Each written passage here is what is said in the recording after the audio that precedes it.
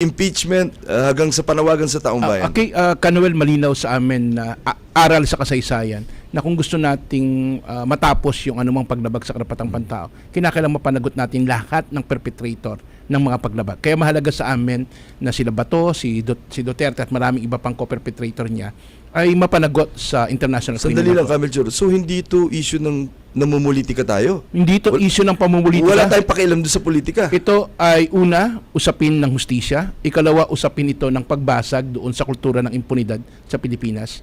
Kaya patuloy yung paglabag doon sa karapatang pantao kasi nga may culture of impunity na na-develop actually mismo sa pahayag ng PIP Commission, ng Commission on Human Rights, nilang ating kaibigang Chair Chito Gascon. Malinaw ang sinasabi nila.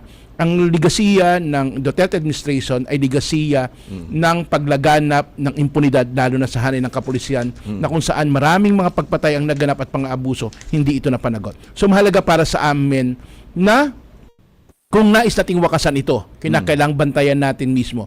At immediately, ano ang pwedeng gawin ng BBM administration? Definitely, arestuhin agad-agad si Bato at iba pang mga co-perpetrator niya, dalhin sa dahig at litisin ito. So mahalaga sa amin ito kung nais nating mapanagot ang mawakasan yung tinatawag nating kultura ng impunidad sa ating bansa. Then second, mahalaga din sa amin na tapusin yung politika ng mga Duterte.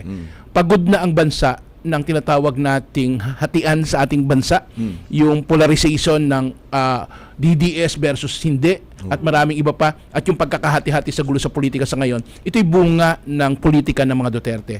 At panahon na, sabi ko nga kanina, gaya ng binabanggit ni Ma'am Nanette, maningil din tayo ng accountability. Siguraduhin natin na yung impeachment ay makonvict si Sara, this coming impeachment.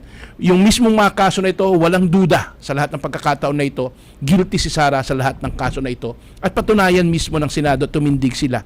Na sila ay titindig, hindi batay sa kanilang pagkiling sa politika, kung hindi pag-appreciate mismo doon sa mga ebidensya na ilalatag ng prosecution at magdesisyon sila sa usapin ng kung ano yung tingin nila ay tama at mali. So tapusin natin yung yugto na nasabihin, hindi, politika lang ito. Manindigan tayo sa accountability, manindigan tayo sa pananagot. At maging sino ka pa man. Ang dulo, after ito kay Duterte, saka tayo abante sa iba pang mga problema na kinakarap ng ating bansa. Okay, mga kababayan, sige. Sa Senado po, sa mga senador, asahan niyo po na